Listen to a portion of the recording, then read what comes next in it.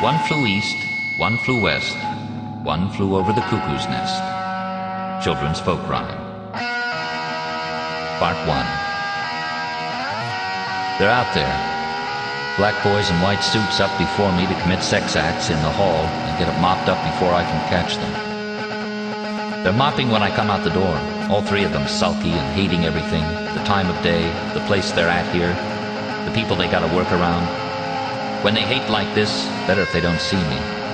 I creep along the wall quiet as dust in my canvas shoes.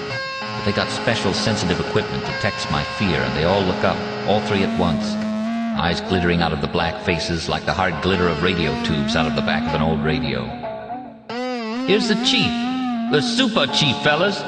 Old Chief Broom. Here you go, Chief Broom. Stick a mop in my hand and motion to the spot they aim for me to clean today, and I go. One swats the backs of my legs with a broom handle to hurry me past. Oh, you look at him, Shagget, big enough to eat apples off my head, and he mind me like a baby. They laugh, and then I hear them mumbling behind me, heads close together. Hum of black machinery, humming hate and death and other hospital secrets. They don't bother not talking out loud about their hate secrets when I'm nearby because they think I'm deaf and dumb. Everybody thinks so. I'm cagey enough to fool them that much. If my being half Indian never helped me in any way in this dirty life, it helped me being cagey. It helped me all these years. I'm mopping near the ward door when a key hits it from the other side, and I know it's the big nurse by the way the lockworks cleave to the key, soft and swift and familiar. She's been around locks so long. She slides through the door with a gust of cold and locks the door behind her, and I see her fingers trail across the polished steel. The tip of each finger the same color as her lips, funny orange, like the tip of a soldering iron. Color so hot or so cold, if she touches you with it, you can't tell which. She's carrying her woven wicker bag like the ones the Umpqua tribe sells out along the hot August highway, a bag shape of a toolbox with a hemp handle. She's had it all the years I've been here. It's a loose weave, and I can see inside it. There's no compact or lipstick or woman stuff. She's got that bag full of 1,000 parts she aims to use in her duties today. Wheels and gears, cogs polished to a hard glitter, tiny pills that gleam like porcelain, needles, forceps, watchmaker's pliers, rolls of copper wire. She dips a nod at me as she goes past. I let the mop push me back to the wall and smile and try to foul her equipment up as much as possible by not letting her see my eyes. They can't tell so much about you if you got your eyes closed. In my dark, I hear her rubber heels hit the tile and the stuff in her wicker bag clash with the jar of her walking as she passes me in the hall. She walks stiff. When I open my eyes, she's down the hall about to turn into the glass nurse's station, where she'll spend the day sitting at her desk and looking out her window and making notes on what goes on out in front of her in the day room during the next 8 hours. Her face looks pleased and peaceful with the thought. Then she sights those black boys. They're still down there together, mumbling to one another. They didn't hear her come on the ward. They sense she's glaring at them now, but it's too late. They should have knew better than to group up and mumble together when she was due on the ward. Their faces bob apart, confused. She goes into a crouch and advances on where they're trapped in a huddle at the end of the corridor. She knows what they've been saying. I can see she's furious, clean out of control. She's gonna tear the black bastards limb from limb, she's so furious. She's swelling up, swells till her back's splitting out the white uniform, and she's let her arms section out long enough to wrap around the three of them 5, 6 times. She looks around her with a swivel of her huge head. Nobody up to see, just old Broom Bromden, a half-breed Indian back there hiding behind his mop and can't talk to call for help. So she really lets herself go, and her painted smile twists, stretches to an open snarl, and she blows up bigger and bigger, big as a tractor, so big I can smell the machinery inside the way you smell a motor pulling too big a load. I hold my breath and figure, my God, this time they're gonna do it. This time, they let the hate build up too high and overloaded, and they're gonna tear one another to pieces before they realize what they're doing. But just as she starts crooking those sectioned arms around the black boys and they go to ripping at her underside with the mop handles, all the patients start coming out of the dorms to check on what's the hullabaloo, and she has to change back before she's caught in the shape of her hideous real self. By the time the patients get their eyes rubbed to where they can halfway see what the racket's about, all they see is the head nurse, smiling and calm and cold as usual, telling the black boys they best not stand in a group gossiping when it is Monday morning, and there is such a lot to get done on the first morning of the week. Mean old Monday morning, you know, boys. Yeah, Miss Ratched. And we have quite a number of appointments this morning, so perhaps if you're standing here in a group talking isn't too urgent. Yeah, Miss Ratched. She stops and nods at some of the patients come to stand around and stare out of eyes all red and puffy with sleep. She nods once to each. Precise, automatic gesture. Her face is smooth, calculated, and precision-made, like an expensive baby doll. Skin like flesh-colored enamel, blend of white and cream and baby blue eyes, small nose, pink little nostrils. Everything working together except the color on her lips and fingernails, and the size of her bosom. A mistake was made somehow in manufacturing, putting those big womanly breasts on what would have otherwise been a perfect work. And you can see how bitter she is about it. The men are still standing and waiting to see what she was onto the black boys about, so she remembers seeing me and says, "And since it is Monday, boys, why don't we get a good head start on the week by shaving poor Mr. Bromden first this morning, before the after-breakfast rush on the shaving room, and see if we can avoid some of the, disturbance he tends to cause, don't you think?"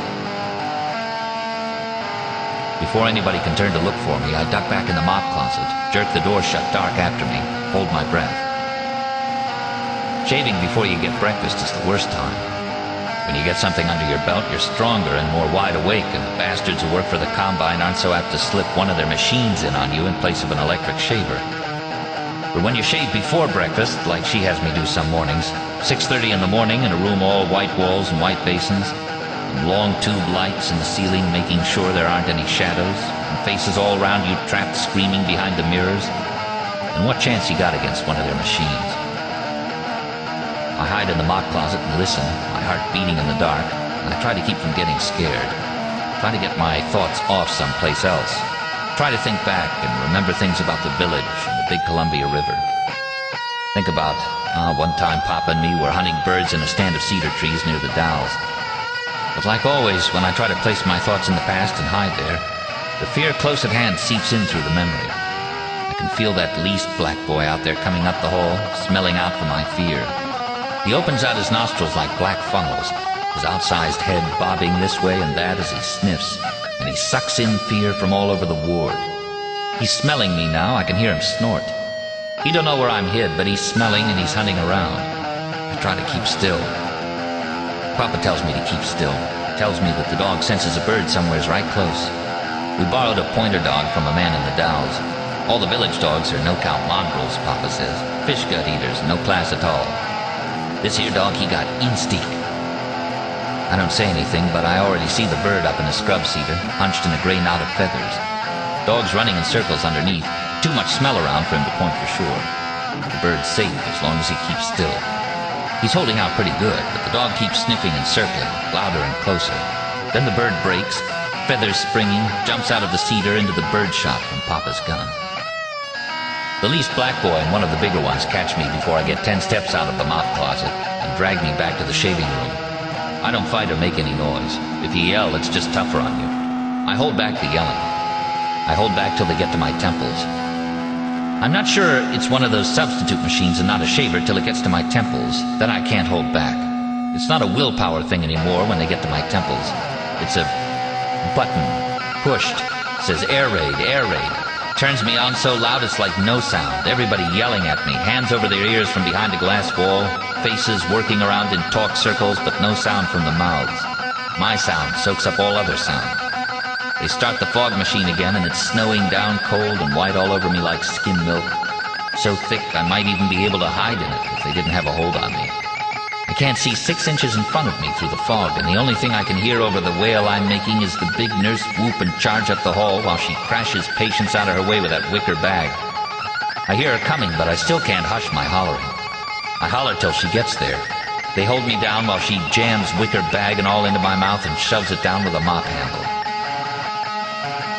The Bluetick hound bays out there in the fog, running scared and lost because he can't see. No tracks on the ground but the ones he's making. And he sniffs in every direction with his cold red rubber nose and picks up no scent but his own fear. Fear burning down into him like steam. It's gonna burn me just that way, finally telling about all this, about the hospital and her and the guys, and about McMurphy. I've been silent so long now, it's gonna roar out of me like floodwaters, and you think the guy telling this is ranting and raving, my God. You think this is too horrible to have really happened. This is too awful to be the truth. But please, it's still hard for me even to have a clear mind thinking on it. But it's the truth, even if it didn't happen. When the fog clears to where I can see, I'm sitting in the day room. They didn't take me to the shock shop this time. I remember they took me out of the shaving room and locked me in seclusion. I don't remember if I got breakfast or not. Probably not. I can call to mind some mornings locked in seclusion. The black boys keep bringing seconds of everything. Supposed to be for me, but they eat it instead. Until all three of them get breakfast while I lie there on that pea-stinking mattress, watching them wipe up egg with toast. I can smell the grease and hear them chew the toast. Other mornings they bring me cold mush and force me to eat it without it even being salted. This morning I plain don't remember. They got enough of those things they call pills down me, so I don't know a thing till I hear the ward door open. That ward door opening means it's at least 8 o'clock. Means there's been maybe an hour and a half I was out cold in that seclusion room when the technicians could have come in and installed anything the big nurse ordered. I wouldn't have the slightest notion what.